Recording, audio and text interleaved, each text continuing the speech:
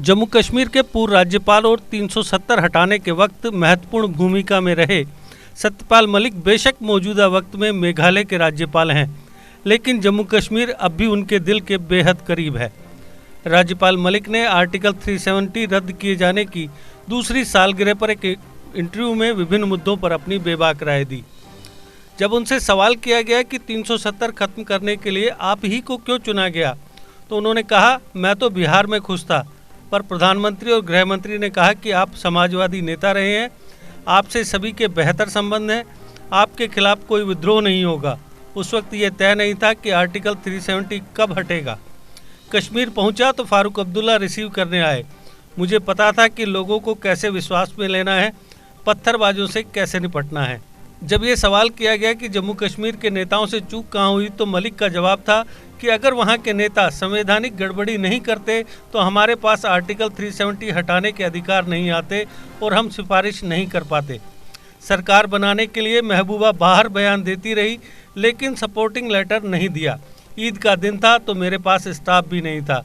ये लोग कहते रहे कि हमने फैक्स किया है, पर रात 8 बजे तक मुझे फैक्स नहीं मिला, क्योंकि मुझे तो फैक्स मशीन चलानी आती ही नहीं है। ये लोग मेरे पास लेटर लेकर आ सकते थे। रात 8 बजे मैंने विधानसभा भंग कर दी तो ये सोशल मीडिया पर सरकार बनाने की बात करते रहे। भाजपा को भी नहीं बुलाया, क्योंकि मैं जानता था कि ये संवैधानिक स्तर पर नहीं टिकेगा।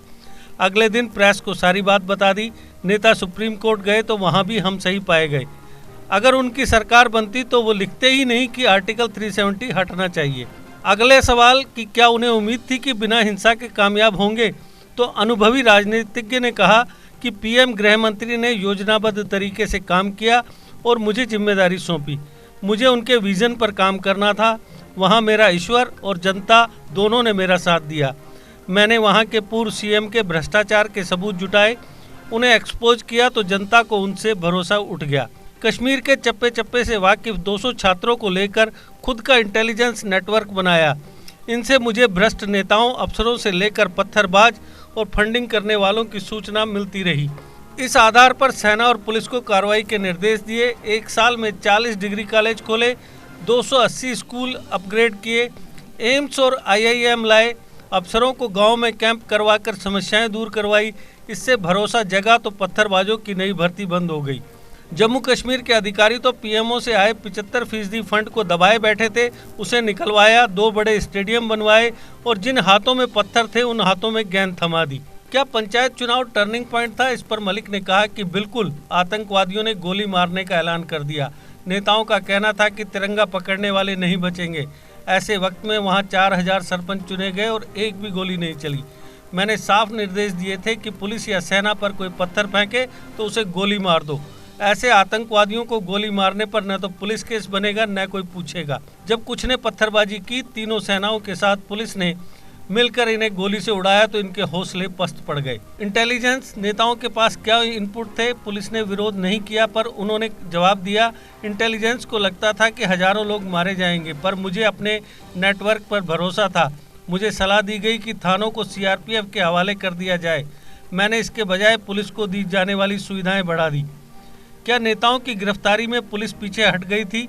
इसके जवाब में मलिक ने कहा कि मुझे बताया गया कि पुलिस नेताओं के घर के बाहर खड़ी है और उन्हें लगता है कि ये पावर में रहेंगे, इसलिए गिरफ्तार नहीं कर रही है। मैंने तत्काल नेताओं की सुरक्षा में लगे अधिकारियों से बात की और उन्हें बताया कि अब हम ही पावर में रहेंगे, इन्हें गिरफ्तार करो तो हम साथ हैं। बस फिर क्या था, अधिकारियों ने ताबड़तोड़ गिरफ्तारियाँ कर ली, जिससे ये लोग उपद्रव नहीं फैला सके। महबूबा की बहन जब धरना देने गई तो उसके साथ 2 लोग भी नहीं थे। इससे इनका मनोबल टूटता गया और लोग साथ छोड़ते गए। मतलब लोगों ने भरोसा जताया, पर राज्यपाल ने जवाब दिया कि 30 साल में ऐसा पहली बार हुआ कि गृह मंत्री गए और लोगों ने बायकाट नहीं किया।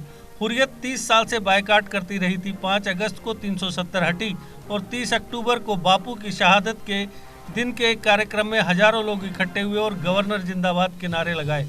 मैंने 2 करोड़ देकर 2 फुटबॉल स्टेडियम बनवाए तो साल भर में कश्मीर की टीम देश में नंबर 3 पर आ गई। जब हुर्रियत की मीटिंग बुलाई गई तो उतने लोग नहीं गए। जिन लोगों ने पिछले 10 साल से टीवी फिल्म नहीं देखी थी, वो 20,000 लोग मैच देखने के लिए स्टेडियम में मौजूद थे। मैं एक अस्पताल गया, साफ कहा कि न दवाई की कमी है न इलाज की। एयर एम्बुलेंस तैयार है, जिसे भी ज़रूरत होगी उसका इलाज दिल्ली में करवाया जाएगा। 24 घंटे में कभी भी कॉल करिए, मैं हाजिर हूँ। क्या आपके मन में कश्मीर को लेकर विकास का विजन पूरा हो सका? यह पूछने पर मलिक ने कहा कि कहाँ कर पाया मैं। रोजगार देना था, वहाँ विकास करना था। जिन अफसरों को मैंने गाँव में भेजा था उन्हें 1 साल बाद लोगों को उनकी समस्या से जुड़ी प्रोग्रेस बतानी थी, वो भी नहीं गए। ब्यूरोक्रेसी रद्दी और करप्ट है। क्या प्रस्ताव था कि आप अपवाद स्वरूप कश्मीर में रुकते? के जवाब में मलिक ने कहा, देखिए मैं किसी सरकारी एजेंसी को सुनकर काम नहीं करता था, इसलिए कोई भी एजेंसी नहीं चाहती थी कि मैं वहाँ रहूँ। जिन नेताओं को जेल भेजा था वो भी नहीं चाहते, वहाँ की शांति व्यवस्था में सहयोग नहीं करते, क्योंकि वो मुझसे व्यक्तिगत तौर पर चिढ़ने लगे थे। यूटी दिल्ली के अधिकारियों के इशारे पर चलती है, जो मेरे रहते संभव नहीं था। गृह मंत्री तो चाहते थे कि मैं कश्मीर लद्दाख का एलजी बनकर काम करूं, पर इंटेलिजेंस की रिपोर्ट थी कि पाकिस्तान मुझे मारने के लिए आईडी एक्सपर्ट कश्मीर भेज चुका है। पाकिस्तानी सेना की फ्रिक्वेंसी कैच होने पर एक ही बात होती थी कि सत्यपाल मलिक को मारना है।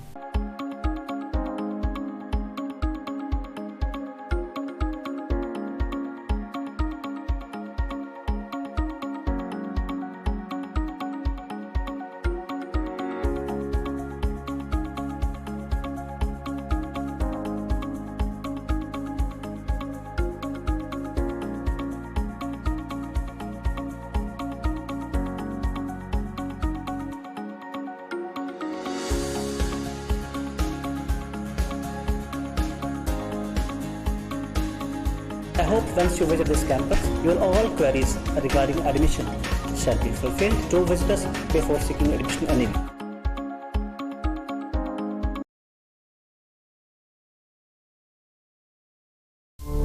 जीके अपडेट रहे हमारे साथ। अगर आप ये वीडियो YouTube पर देख रहे हैं तो हमारे YouTube चैनल को सब्सक्राइब करें और बेल आइकन को क्लिक करें। अगर आप ये वीडियो Facebook पर देख रहे हैं तो हमारा Facebook पेज लाइक जरूर करें। For advertisement, please contact 705-109-1811.